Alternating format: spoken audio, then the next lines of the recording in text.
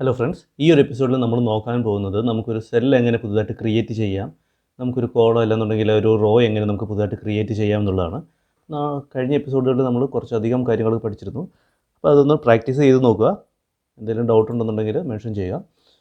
Okay, നമുക്കിപ്പോൾ ഇതിനകത്ത് ഈ ഫിസിക്സ്, കെമിസ്ട്രി ഇതിൻ്റെ ഇടയ്ക്കായിട്ട് നമുക്ക് ഈ നാലാമത്തെയും അഞ്ചാമത്തെയും റോയ്ക്ക് ഇടയിലായിട്ട് നമുക്ക് അഡീഷണലായിട്ട് ഒരു കോളം കൂടി വേണം. നമുക്ക് അടുത്തൊരു സബ്ജക്റ്റ് എൻറ്റർ ചെയ്യാൻ വേണ്ടിയിട്ട് അതെങ്ങനെ നമുക്ക് കൊണ്ടുവരാൻ പറ്റും എന്ന് നോക്കാം.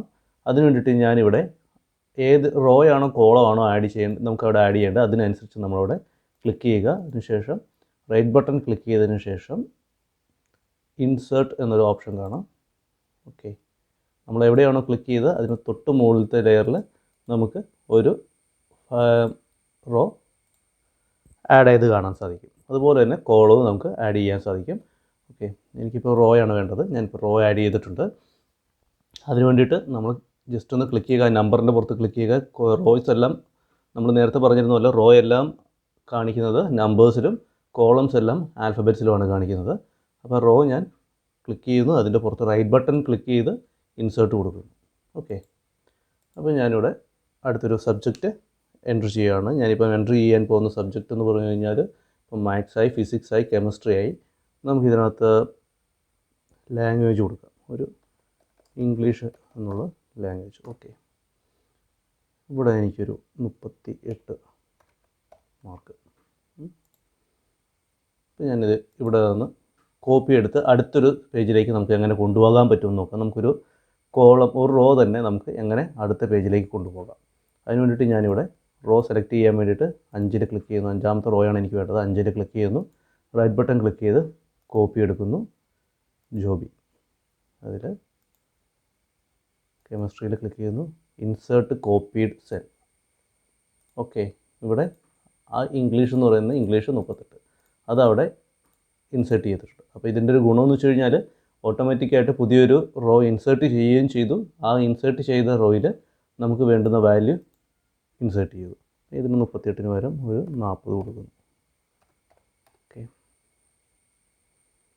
അപ്പം നമ്മൾ കോപ്പി എടുത്തു കഴിയുമ്പോഴുള്ള വിഷയം എന്ന് വെച്ച് കഴിഞ്ഞാൽ നമുക്ക് ഒരു തവണ മാത്രമേ നമുക്കത് പേസ്റ്റ് ചെയ്യാൻ സാധിക്കുകയുള്ളൂ.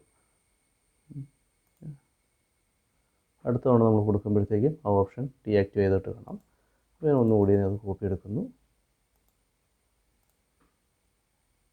കെമിസ്ട്രിയിലെ റൈറ്റ് ബട്ടൺ ക്ലിക്ക് ചെയ്യുന്നു, ഇൻസേർട്ട് കോപ്പീഡ് സെൽ. ഓക്കെ, അപ്പോൾ നമുക്ക് 3 ഷീറ്റിൽ 3 ആൾക്കാരുടെ ഷീറ്റിലും നമുക്ക് ആ ഇത് മാർക്ക് വന്നിട്ടുണ്ട്. 42 ഓക്കെ, ഇനി നമുക്കിവിടെ യൂസ് ചെയ്തിരിക്കുന്ന പ്രോപ്പർട്ടി നമുക്ക് ഇതിലേക്ക് നമുക്ക് അപ്ലൈ ചെയ്യാം. അപ്പോൾ അതിന് വേണ്ടിയിട്ട് ഞാൻ ജസ്റ്റ് ഇതൊന്ന് കോപ്പി എടുക്കുന്നു, ഇവിടെ പേസ്റ്റ് ചെയ്യുന്നു. ഓക്കെ, അപ്പോൾ എനിക്ക് ഇതിലേക്കാണ് ഈ ജോബി എന്നുള്ളതിന് പ്രോപ്പർട്ടി, ഈ ഒരു പ്രോപ്പർട്ടി അതിലേക്ക് അപ്ലൈ ചെയ്യണം. ഫോർമാറ്റ് പെയിൻറ്റർ എടുക്കുന്നു, ജസ്റ്റ് ക്ലിക്ക് ചെയ്യുന്നു. ഓക്കെ, നമുക്ക് ഏത് ഒബ്ജക്റ്റാണ് വേണ്ടത് ആ ഒബ്ജക്റ്റ് സെലക്ട് ചെയ്യുക. ഏത് പ്രോപ്പർട്ടിയാണ് നമുക്ക് കോപ്പി എടുക്കാനുള്ളത്, എനിക്ക് ഈ ഒരു പ്രോപ്പർട്ടി ഇതിലേക്കാണ് അപ്ലൈ ചെയ്യാനുള്ളത്.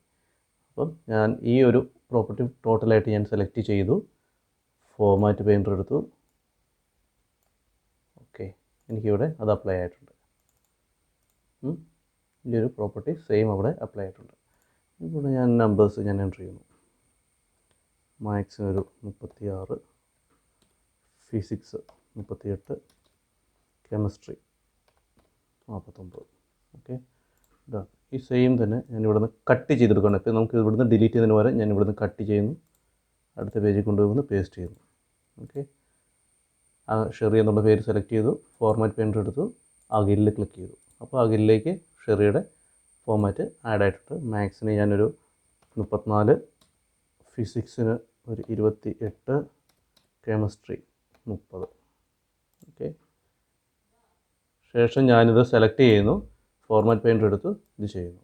ഓക്കെ, ഇങ്ങനെ ഇപ്പോൾ നമ്മൾ പ്രോപ്പർട്ടീസ് നമുക്ക് ഇപ്പുറത്തേക്ക് കോപ്പി ചെയ്തിട്ടുണ്ട്. നിങ്ങളിത് ട്രൈ ചെയ്ത് നോക്കുക. എന്തെങ്കിലും ഡൗട്ട് ഉണ്ടെന്നുണ്ടെങ്കിൽ വിളിക്കുക. Thank you.